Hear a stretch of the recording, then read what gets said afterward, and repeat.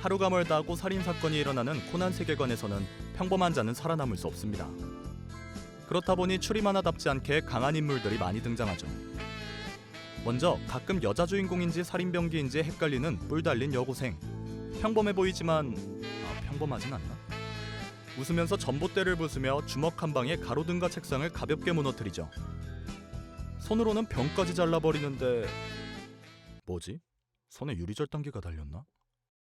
오죽하면 남자 주인공이 사건 현장에서 이런 생각을 할 정도입니다. 미란이 누나 괜찮은 거야? 응, 당연히 괜찮지. 나보다도 엄마가 걱정이다. 네가 아니고 괜찮은지 걱정되는 건 이 두 사람인데 말이야. 둔하기도 하셔라. 셔터를 종이 찢듯 찢는 거 봤으면 바로 도망쳤어야지. 응, 당연히 괜찮지. 전투 실력도 수준급입니다.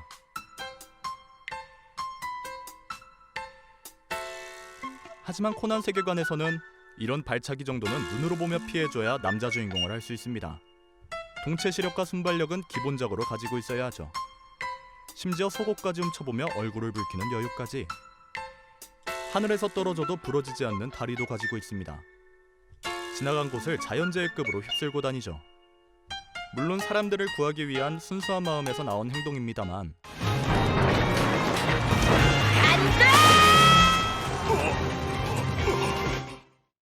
한 번은 사람들을 구하기 위해 이런 적도 있습니다. 우주에서부터 저세상 속도로 추락 중인 캡슐이 사람들이 모여있는 타워로 떨어지기 직전인 위기의 상황.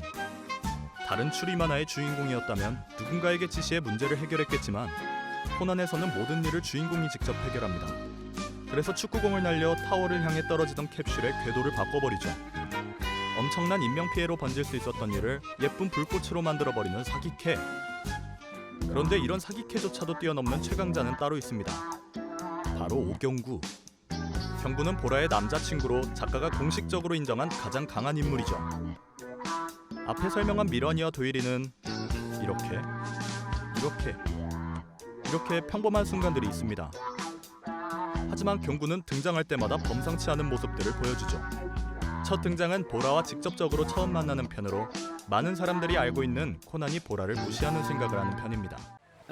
그게 내가 관심 있는 사람은 바로 넌데. 말도 안 돼. 그럴 리 없어. 보라에게 데이트 신청을 하다니. 분명히 여기엔 뭔가 엄청난 게 숨겨져 있을 거야. 그런데 정말 보라를 죽이기 위해 접근한 남자였고, 아니 이게 진짜. 경구는 첫 등장부터 화려한 발차기를 선보이며 위험에 빠진 보라를 구해냅니다. 그리고 보라를 구하려다 꽂힌 칼은 가시마냥 뽑아내 쿨하게 바닥에 버립니다. 아무래도 감각을 못 느끼는 것 같습니다. 그 다음 등장은 더 화려합니다. 보라가 발렌타인 기념 초콜릿을 만들면 사랑이 이루어진다는 산장에 미라니네와 함께 초콜릿을 만들러 갔다가 사건에 휘말려 총으로 위협을 받게 됩니다. 이때 보라의 초콜릿을 받게 될 사람이 자신이란 걸 몰랐던 경구가 질투심에 눈보라를 뚫고 영웅처럼 등장. 범인이 경구를 향해 총을 쏘지만 가볍게 총알을 피해버립니다. 물론 총알 정도는 미라니도 피할 수 있기 때문에 그렇게 놀랄 일은 아니겠죠. 범인은 이런 둘에게 동시에 발차기를 맞고 제압당합니다. 미라니와 경구 둘이 힘을 합치면 수십 명의 성인 남성 정도는 손쉽게 제압 가능한데 이 둘의 발차기에 동시에 맞다니 범인이지만 무척 측은한 마음이 들진 않네요. 네, 전혀 들지 않습니다. 총으로 사람을 쏘려한 사람이 나쁜 사람이죠. 아무튼 이 편에서 오해가 풀린 둘은 사귀게 되고 본격적으로 경구의 강함이 나오기 시작합니다.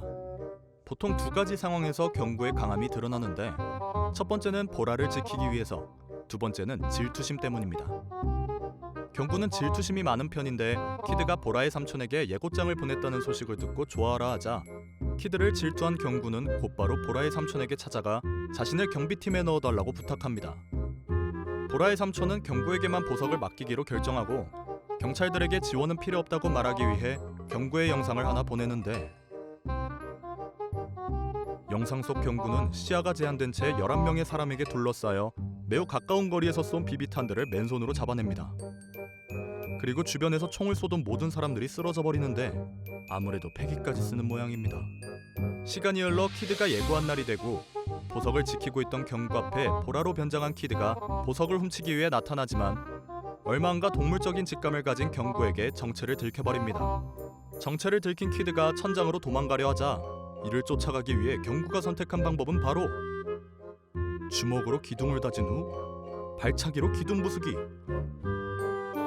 그렇게 경구는 쓰러지는 기둥을 타고 천장까지 날아가 완벽하게 착지합니다. 이것을 보고 호나는 말도 안 된다고 생각하죠. 이렇게 말도 안 되는 경구의 강함은 극장판 감청의권에서 절정을 찍습니다.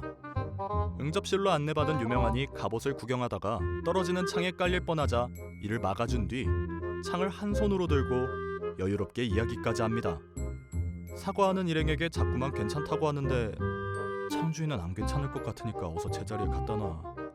저 창은 결국 보라가 키드를 찬양하는 말 한마디에 종이처럼 구겨져 버립니다. 기물 파손을 한 적은 이번만이 아닙니다. 볼링을 하러 갔다가 공을 잘못 날려 벽을 부숴버린 적도 있죠. 아무튼 밤이 되어 궤도키드가 보석을 훔치러 오고 낮에 보라가 키드를 찬양했던 탓인지 궤도키드와 싸울 때 연기 때문에 보이지도 않는데 날아오는 카드를 손으로 잡아내더니 주먹 한 방으로 키드를 저 멀리 날려버립니다. 저 정도면 달려오는 황소에게 부딪힌 것 같습니다. 그래도 가장 강한 모습을 보여줄 때는 역시 보라를 지킬 때입니다. 경구는 팔찌를 하고 있을 때 싸우면 연인에게 안 좋은 일이 생길 수 있다는 말을 들어 혹시라도 보라에게 안 좋은 일이 생길까봐 제대로 싸우지도 못하고 있었는데 이를 궤도키드가 끊어주자 마치 봉인이 풀린 사람처럼 온몸에 붉은색 오라를 뿜으며 악당들을 물리칩니다. 심지어 보라를 자신의 몸에 묶어서 싸우는데